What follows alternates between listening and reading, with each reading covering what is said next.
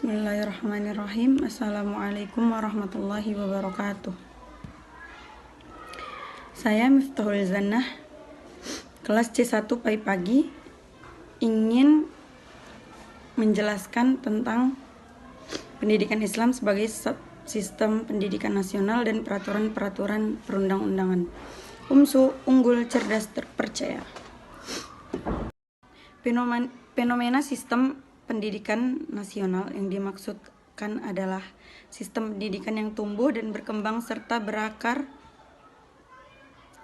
pada budaya bangsa yang diselenggarakan oleh pemerintah dan bangsa Indonesia setelah merdeka, sesuai dengan Pasal 31 Ayat 2 Undang-Undang Dasar 1945 disebutkan bahwa pemerintah mengusahakan dan menyelenggarakan satu sistem pengajaran nasional yang diatur dengan undang-undang.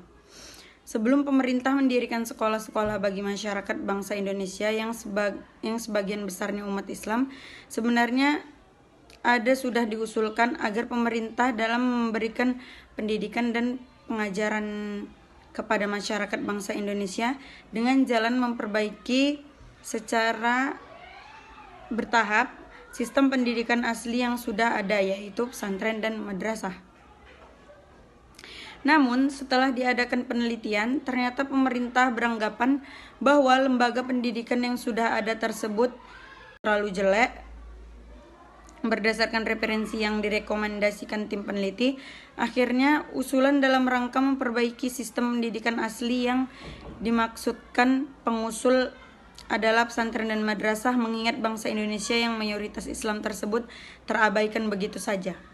Sehingga rumusan usulan tersebut berlaku bagi sekolah-sekolah yang sudah ada dibelokkan menjadi ke sekolah yang diselenggarakan oleh pihak zending yang pendidikannya berbentuk pendidikan umum sekarang. Sementara terjadilah gejolak atas ketidakpuasan dari kebijakan yang telah diambil oleh pihak pemerintah sebagai wujud menyejukkan tim pengusul. Mengingat bangsa Indonesia yang mayoritas Islam, maka pemerintah mengambil langkah dengan mendirikan lembaga pendidikan tersendiri, yaitu sekolah-sekolah modern bersifat lembaga pendidikan Islam yang sistem pendidikannya berbentuk liberal. Pada masa itu, gejolak tetap muncul dari kalangan tokoh-tokoh pendidikan pesantren dan madrasah, karena solusi kebijakan yang dibuat pemerintah bukan menyejukkan, justru semakin mengaburkan ciri khas lembaga keislaman. Maka sistem pendidikan Islam dalam bentuk pengajian Al-Quran dan sistem pesantren serta madrasah-madrasah yang bersifat keagamaan semata-mata tetap berlangsung dan berkembang.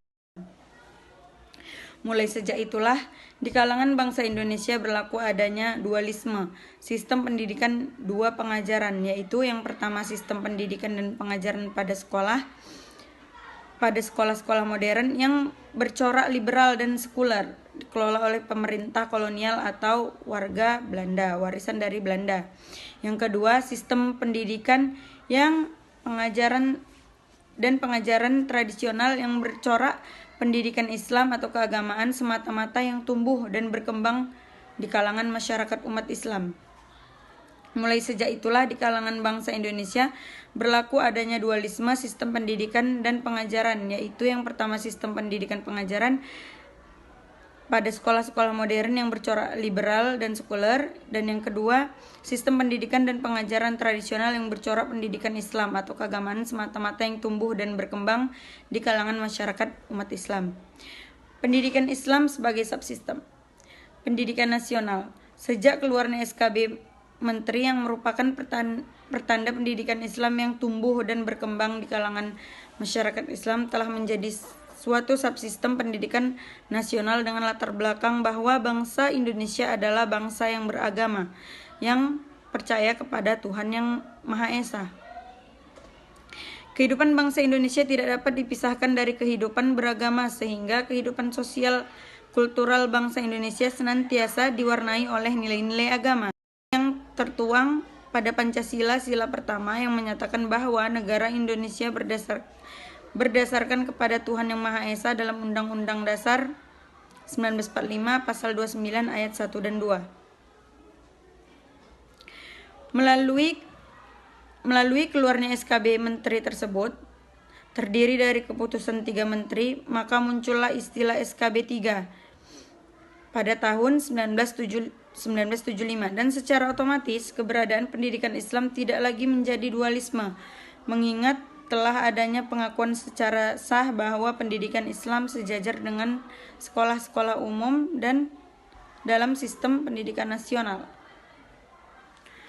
Bentuk redaksi penyaluran sistem pendidikan Islam tersebut menyangkut yang pertama, sistem penyelenggaraan penjenjangan atau tingkatan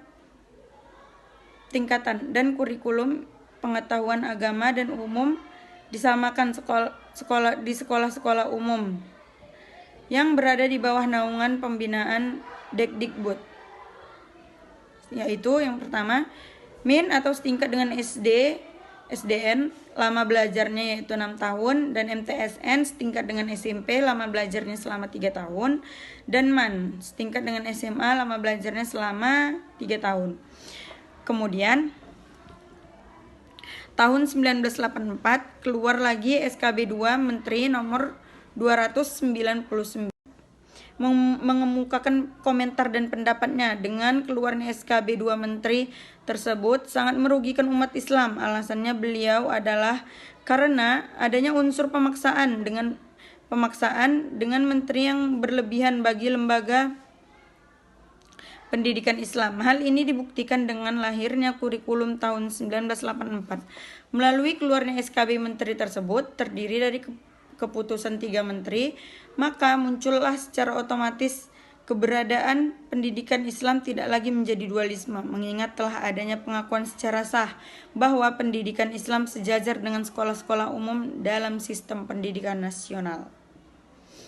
Bentuk penyetaraan tersebut menunjukkan adanya perubahan yang berlangsung akibat dari adanya gejolak bahwa tamatan pendidikan Islam atau pesantren dan madrasah, alumni yang keluar sulit untuk mempergunakan ilmunya terhadap kebutuhan pemerintah. Artinya, surat pengakuan mereka telah tamat belajar pada setiap tingkatannya tidak diakui, sehingga mau tidak mau harus ikut aturan yang telah ditetapkan pemerintah. Akhirnya lembaga pendidikan Islam tak siap mengambil resiko terhadap hasil alumninya.